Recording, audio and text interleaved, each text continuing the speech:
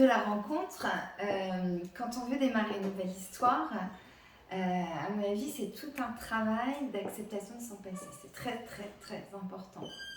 Quand on vit une séparation, qu'on soit quitté ou qu'on ait quitté d'ailleurs, on a souvent une transition, on n'est pas très bien. On est dans le manque de l'autre, dans le manque des repères de la vie qu'on avait avant. Et ça, c'est pas une question de longueur de l'histoire. On peut très bien avoir été 25 ans ensemble et que ce soit plus simple de se séparer qu'une histoire un peu courte de quelques mois. Tout dépend de l'intensité de l'histoire, bien sûr, et puis de tout ce qu'on a projeté, tout ce qu'on a mis derrière cette histoire. Donc quand on se sépare, pour moi, c'est comme un deuil, on pourrait appeler ça un deuil amoureux. Donc comme dans toute perte d'un être cher, il y a un manque, il y a une souffrance. Et en psychologie, on parle d'un travail de deuil qui se ferait en 5 étapes. Donc les 5 étapes de ce travail de deuil, la première étape, on pourrait parler d'un déni. Donc je suis quittée et en fait c'est tellement un électrochoc, c'est d'une violence telle que je ne supporte pas l'idée et je ne veux pas accepter l'idée. Donc je suis dans le déni, j'y crois pas. Après on peut parler d'une phase qui serait une phase de colère, où on en veut terriblement à l'autre. On en veut à l'autre, on s'en veut à soi-même, on en veut à l'histoire, on en veut à la terre entière. Et puis on peut être dans une troisième étape, on pourrait parler de marchandage. Alors je ne sais pas si c'est très bien dit, le marchandage, mais vous savez, c'est cette période où on veut absolument reconquérir l'autre, on veut retrouver absolument l'autre, donc on fait plein de stratégies, on se fait joli, on essaie d'écrire à l'autre, on met des stratagèmes en place pour le rendre jaloux, on veut la reconquérir. Enfin, voilà, on est dans une espèce d'énergie, de quête, de reconquête.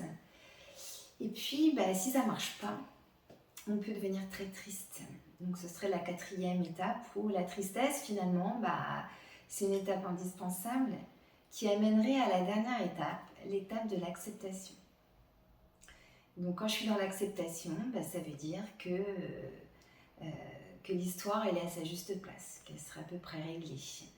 Donc si on reprend nos 5 étapes dans la phase de deuil amoureux, on aurait la première étape. Ensuite, on aurait la phase de colère, le marchandage, quand je veux récupérer l'autre, absolument, la tristesse et enfin l'acceptation. Alors, ce qui est important de comprendre, c'est que ces étapes, elles ne sont pas spécialement successives. Elles peuvent être entremêlées. Je peux être un peu en colère, un peu triste, un peu dans le marchandage, encore un peu dans le déni. Donc, ce n'est pas successif et ça s'entremêle. Tant que je n'ai pas accepté, j'ai de la rancœur, je suis triste et j'ai des pensées limitantes. Donc les pensées limitantes, c'est quand je me persuade que c'est lui ou c'est elle la personne qui me rendra heureuse, qu'il n'y en a pas d'autre.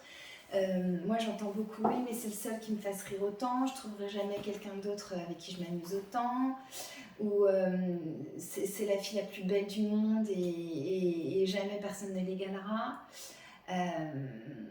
On se persuade qu'on ne pourra rien revivre de joli après. C'est ça, en fait, les pensées limitantes. Donc, le deuil amoureux, il est plus ou moins long, on l'a déjà vu. Quand on parle d'acceptation, ça veut dire quoi? Pour moi, quand on a fait son deuil amoureux, c'est quand on peut parler de l'autre sans qu'on soit effondré, sans que l'émotion nous submerge.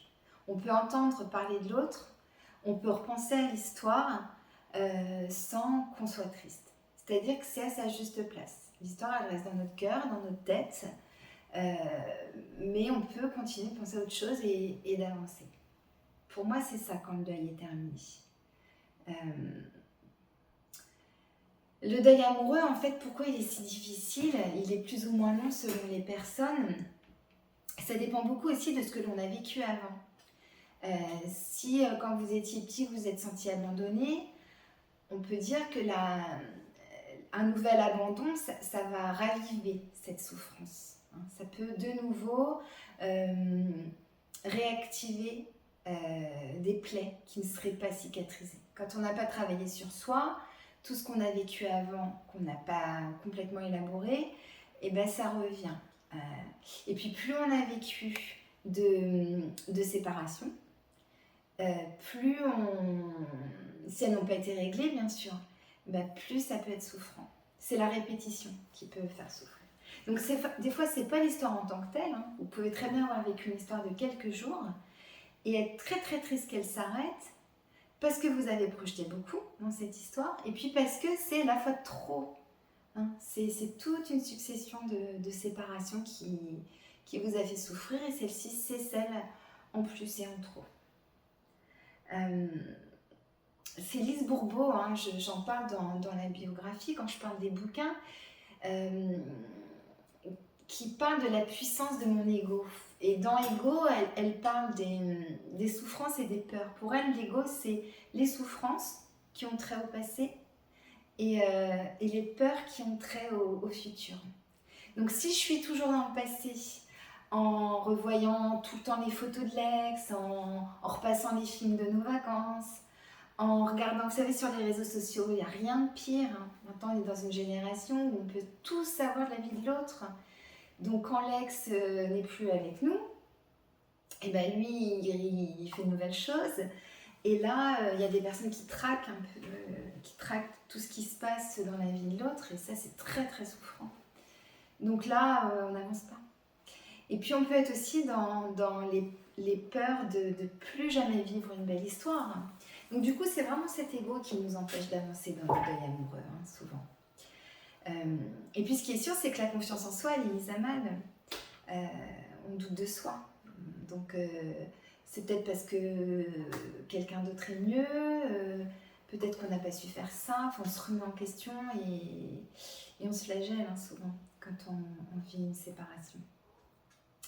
On se dit qu'on ne la méritait pas, qu'il était beaucoup mieux que nous, et puis qu'on rencontrera clairement quelqu'un, on ne rencontrera jamais quelqu'un d'aussi génial. Ce qui est sûr, c'est quand on souffre d'une séparation, on ne pense qu'au bon moment passé ensemble. Donc évidemment, on ne peut être que dans le manque. Donc on idéalise l'autre, on oublie toutes ses imperfections. Si on n'est plus ensemble, c'est qu'il y avait une raison en fait. Parce que si on était si bien que ça, on serait encore ensemble. Alors on est complètement dans l'idéalisation et on oublie tout ce qui fait qu'on n'est plus ensemble. Moi je pense que ce qui empêche d'avancer, c'est l'espoir de refaire couple avec l'ex.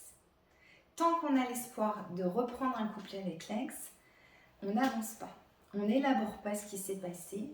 Alors élaborer, ça veut dire essayer de comprendre ce qui s'est joué entre nous deux, ce qui s'est joué en soi, et puis pour évidemment tirer des leçons et pour éviter de reproduire des choses négatives dans le futur. C'est ça élaborer. Donc si on revoit tout le temps l'ex, ça reste ambigu. Vous savez, des fois on n'est plus ensemble, on se remet quand même un peu ensemble, on se revoit, alors c'est plus ou moins un plan cul, ou alors on s'envoie quand même tout le temps des messages où c'est assez ambigu, on est encore dans la séduction. Donc ça, en fait, ça peut rassurer en se disant il est toujours plus ou moins là, elle pense encore à moi. Sauf que ça, je le redis, ça empêche d'avancer. On peut rester copains quand il n'y a plus de sentiments. Si un des deux a encore des sentiments, on ne reste pas copains, parce que sinon ça fait souffrir. Ça fait souffrir et puis ça ne sert à rien parce que ça empêche d'aller de l'avant. Ça enchaîne en fait. Donc l'espoir, tant qu'il y a de l'espoir de reconstruire un truc avec l'ex, eh ben, on ne se retrouve pas avec soi-même. Et le temps de retrouvailles avec soi-même, il est indispensable. Des fois, on enchaîne les histoires. On se sépare, on retrouve quelqu'un, on se resépare, on retrouve quelqu'un. Et du coup, il n'y a jamais eu de temps de compréhension de ce qui s'est passé, d'apprentissage, de plein de choses sur soi. Donc, comment on apprend sur soi ? On peut faire de l'introspection, on peut lire, on peut écouter des tas d'émissions sur le développement personnel, on peut faire un travail en thérapie. Ce qui est intéressant, c'est de travailler sur ses émotions. Qu'est-ce qui se passe en nous? Qu'est-ce qui s'est passé et là, qu'est-ce qui se passe? Pourquoi c'est si dur? Pourquoi la souffrance de l'autre crée un tel manque chez moi, une telle dépendance affective, que c'est comme si j'avais encore besoin de rencontrer l'autre, comme des shoots en fait. Une addiction comme si l'autre était une drogue. Donc on va essayer de comprendre tout ça en thérapie par exemple. Donc après ou pendant un deuil amoureux, on pourrait dire que c'est un temps pour soi, pour aller à la découverte de soi. Qui on est, qu'est-ce que l'on souhaite. C'est vraiment retrouver sa liberté de penser. C'est ça qui est important. Et puis, c'est pas banal de le dire, mais avec le temps, on dit avec le temps, tout s'en va, mais même la souffrance s'en va. Petit à petit, on se rend compte que la souffrance, elle diminue en intensité et en fréquence. Donc ça c'est chouette parce que l'univers des possibles s'offre à vous. Petit à petit on prend plaisir à faire d'autres choses, à revoir ses amis, sa famille, on apprivoise cette solitude. Ce que je veux juste vous dire et ce qui est important, c'est que quelquefois on a l'impression d'avancer et puis on a des espèces de rechutes. Mais ça c'est normal. C'est-à-dire que tout ce qu'on a avancé, c'est gagné. Dès qu'il y a une journée où vous vous sentez mieux, où vous pensez moins à l'autre, c'est gagné. Ça veut dire que vous avez vraiment travaillé et compris plein de trucs. Donc même si vous avez l'impression des fois de rechuter, de nouveau d'être un peu obsédé par l'autre, ça passe. Hein. Donc on continue, on y croit.